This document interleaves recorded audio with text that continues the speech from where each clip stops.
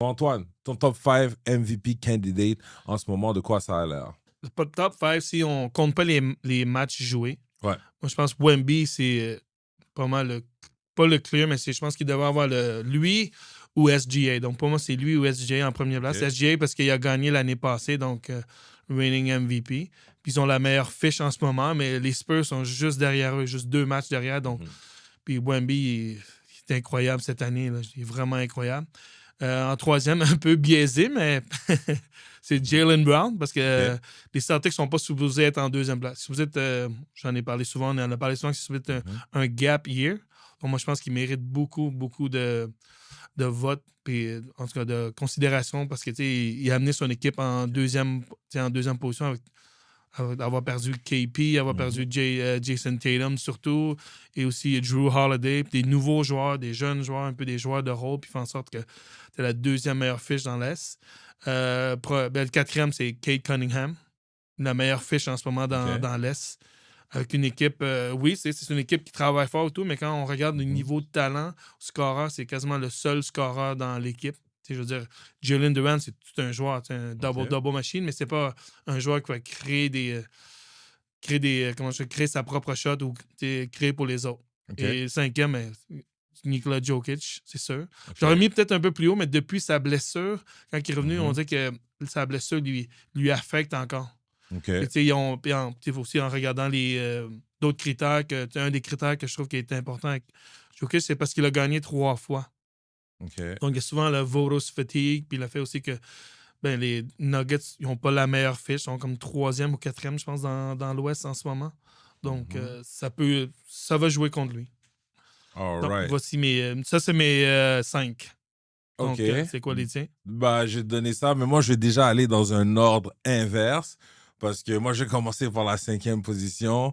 Et déjà là, lui a mis Nikola Jokic en 5e position. Mon gars en 5e position, ce sera Jaylen Brown. Je vous explique pourquoi. Jaylen Brown est probablement l'équivalent du meilleur scénario de ce qui aurait pu arriver à Scottie Pippen, right? C'est un joueur que tu joues en arrière d'un autre joueur que beaucoup de gens considèrent meilleur, mais toute ta vie, toi, tu sais que tu as le potentiel de faire des grandes choses. Et Jaylen Brown a eu cette chance. Une équipe, les Boston Celtics cette année, qui devait être en rebuild et à cause de la performance de Jaylen Brown qui a montré son talent offensif. D'ailleurs, il le dit dans les médias, il se considère comme le meilleur joueur, le two-way player de la ligue parce qu'il considère que autant en offense et en défense, en offense et en défense, il est dans le top de la ligue. Donc, pour lui-même, Jaylen Brown, il est le best way player de la ligue. Et on a des gens dans les médias aux États-Unis qui louent sa performance. On a Kendrick Perkins qui le répète régulièrement. Ouais, pour lui, Perkins est un peu biaisé comme moi. Exactement. Mais il le dit que pour lui, c'est c'est Jaylen Brown qui fait partie de ces candidats. Donc, moi, en 5e position, j'ai Jaylen Brown. Je lui lève mon chapeau. De toute façon, je l'ai toujours dit, moi, je préfère Jaylen Brown à Jason Tatum pour on and off the court, son jeu, etc. Donc, pour moi, Jaylen Brown. En 4e position, c'est peut-être un peu à cause de les expectations, les espoirs que j'avais. Il y a une très bonne saison, mais minute restriction, blessure, 4e position, Victor Wembanyama. Probablement le meilleur joueur défensif de la ligue.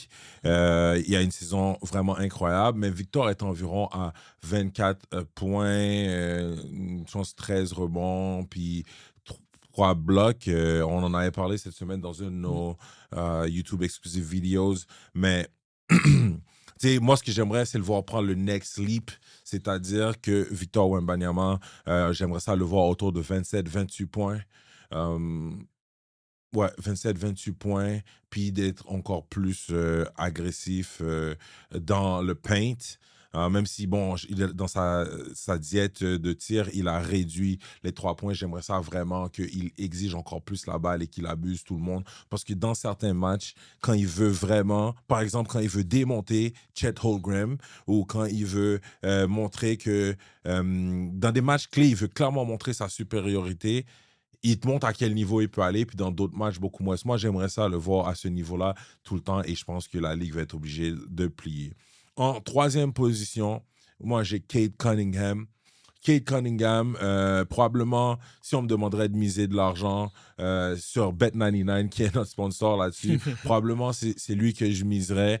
Pour quelle raison? Tous les autres MVP candidates sont dans le trouble avec la règle des 65 matchs, excepté Cade et Jaylen Brown. So, que ce soit Wemby, Nikola Jokic, Shai Gilgeous-Alexander, ils sont tous à quelques matchs de ne pas être éligibles, et on s'entend qu'il reste une vingtaine de matchs avant la fin de l'année. Cade Cunningham, le seul vrai joueur offensif des Boston Celtics. Non, des Detroit Pistons. Des Detroit Pistons, sorry, je sais à Jalen Brown. Cade Cunningham, le seul vrai joueur offensif des Detroit Pistons. Il a vraiment, je pourrais dire, step up son game cette année. C'est un leader. On le voit comment il était vraiment frustré quand son équipe ne gagnait pas. Il y a des années où c'était vraiment horrible. Il perdait des dizaines de matchs de suite. Et là, cette année, ce que j'aime aussi, c'est qu'il dicte et impose son tempo. On sait c'est quoi chaque semaine comment Detroit va jouer. Ils ont une vraie identité, et c'est grandement en partie de ce joueur-là. Il show up dans des gros match-ups. C'est vraiment bizarre parce que ça se peut qu'il se retrouve MVP, tout comme ça se peut qu'il se retrouve pas du tout et dans All-NBA Second Team. Tout va dépendre parce que le All-NBA First Team, s'ils sont tous en santé, c'est quasiment un lock. On sait déjà c'est qui ça va être parce qu'ils sont vraiment au-dessus du reste de la ligue. Mais ils sont tous extrêmement blessés cette année. Donc, on va voir qu'est-ce qui arrive. En deuxième position, j'ai flip-flop beaucoup cette semaine en y pensant, mais avec le match de qu'est-ce qui s'est passé hier entre OKC et Denver. En deuxième position, je vais mettre Nikola Jokic. Nikola Jokic reste pour moi le meilleur joueur sur la planète, mais comme mon co-animateur Antoine l'a dit, depuis sa blessure, on voit qu'il y a un cran en dessous et que Jamal Murray fait beaucoup de heavy lifting pour les Denver Nuggets. Il a quand même, dans la défaite, mis un triple-double. Nikola Jokic, cette année, je pense qu'il est à... Il average un 30-point triple-double, basically. Puis je pense que je pense qu'il est top 5, presque dans les 3 catégories. Il faudrait que je revérifie, mais Nikola Jokic, vraiment exceptionnel. Il y a juste une baisse de régime. Il y a le fait aussi que, bon, faut connaître, parce que moi, quand je dois faire un vote pour regarder le MVP, je regarde généralement ces critères-là. Donc, je regarde le eye test. Qu'est-ce que mes yeux me disent quand je regarde la game? Le stats.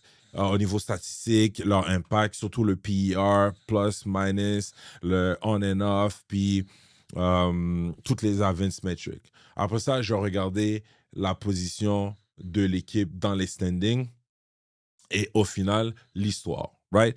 Donc, si je regarde Nikola Jokic individuellement, il score le plus haut. Au niveau de l'équipe, Shai Gilgeous-Alexander et Cade Cunningham, leur équipe ont des meilleurs résultats avec des meilleures fiches. Et si je regarde ce qui arrive avec Nikola Jokic, c'est que il est au niveau de l'histoire. Les joueurs de la NBA, malheureusement, ils sont des fois défavorisés, dépendant de l'époque à laquelle ils se trouvent, où on va voir que on va te caper pour pas que tu atteignes un certain niveau. De la même manière qu'on voulait pas que les voteurs voulaient pas que LeBron égalise Jordan au niveau des MVP, ou de la même manière que Jordan, je pense qu'ils l'ont pas voté assez pour pas qu'il égalise Kareem au niveau des MVP. Même chose qu'ils ont fait avec Will Chamberlain. Donc, les gens ne veulent pas citer un précédent parce que si Nikola Jokic gagne un 4e MVP en 5 ans ou 6 ans, LeBron James a gagné 4 MVP sur une période de 5 ans dans son prime, right? Larry Bird, il en a gagné 3 de suite, Will Chamberlain aussi, Bill Russell aussi, tout ça affaire-là. C'est que là, il va falloir se poser des questions et comme je l'ai dit, il va falloir enlever le metric de toujours regarder les rings. Si Nikola Jokic a 4 MVP, mais juste une bague, il y a un paquet de choses qui prennent le bord parce que statistiquement et au niveau des accolades, ça va, beaucoup de gens vont pas vouloir lui voter parce que ça ouvrait une boîte de Pandore à beaucoup de narratives. Pour ça, moi, je l'ai 5e. C'est vraiment un des gros critères. C'est vraiment ça que le voters fatigue. Les gens comme après ça, genre, OK, il y en a 4, mais après ça, mais il est comparé à les. Comme quasiment top of all time. Peut-être Pour moi, il est déjà un non, top non, 10 je sais, mais je veux dire, mais encore avec la culture du ring, juste un ring, c'est un peu difficile. C'est pour ça qu'il y a des voters, tu sais, qui ne vont pas voter pour ça. Ça, selon moi, c'est pas parce que quand je l'ai mis 5e, c'est pas. Moi, c'est plus au niveau des chances qu'il peut gagner, c'est pour ça que je l'ai mis 5e. Okay. Au niveau de l'impact, moi, il serait dans le top 2, c'est facile, mais je vois qu'il ne serait pas considéré à cause de ça. C'est vraiment un des gros comme un boulet qui est contre sa candidature pour gagner un 4e MVP. Ouais, mais tu sais, Nikola Jokic, il est comme premier dans la ligue en rebond, premier dans la ligue en assists, il fait 28, 12 et 10. 6e en score. Puis son efficience est parmi un des meilleurs de la NBA. So, moi, je suis comme... Qu'est-ce que tu vas dire? Puis, tu sais, Nikola Jokic va recevoir malheureusement le même traitement qu'ils ont fait à Will Chamberlain. C'est exactement ce qui va lui arriver. Puis, je trouve ça vraiment dommage. Puis, je trouve ça skew les rankings. But it is what it is. Moi, personnellement, je lui donne pas parce qu'il est légèrement moins bon depuis sa blessure. Et aussi, le match de hier, les Thunder perdaient par 16 points après le premier quart contre les Nuggets. Les Nuggets étaient comme en train de les défoncer. Ils auraient pu fold. Shea a pas fold. Je suis obligé de mettre Shea Gilgeous-Alexander premier dans mon MVP ranking. Shea Gilgeous-Alexander. Donc, c'est le leader dans la ligue au niveau des win share. Il y a 55% de field goal. Il y a environ 6 passes décisives par match, mais surtout 31,8 points par game. Chez Gilgeous-Alexander, il est 2e au niveau des points. Son équipe trône au niveau de la conférence de l'Ouest, qui est la conférence la plus difficile. Il vient de gagner un gros match où, avec des minutes restriction, il n'a même pas joué en overtime hier. Et il a marqué 36 points en 33 ou 34 minutes de jeu. Donc, quasiment 1 point par minute. Juste phénoménal, mid-range. Excellent. Donc, moi, personnellement, c'est pour ça que je le mettrais numéro 1 au niveau de mon MVP ranking. Shout out à certains joueurs parce que c'est très, très difficile. Il y a tellement de talent. Ça joue vraiment à un cheveu. Tu sais, je veux quand même saluer certains joueurs qui, tu vois, qui ils ont quand même des années vraiment importantes, mais un peu moins. Devin Booker qui overachieve avec les Suns. Luka Doncic avec les Lakers. Donc, Donovan Mitchell qui carry les Cavs malgré une saison vraiment remplie de blessures. Mais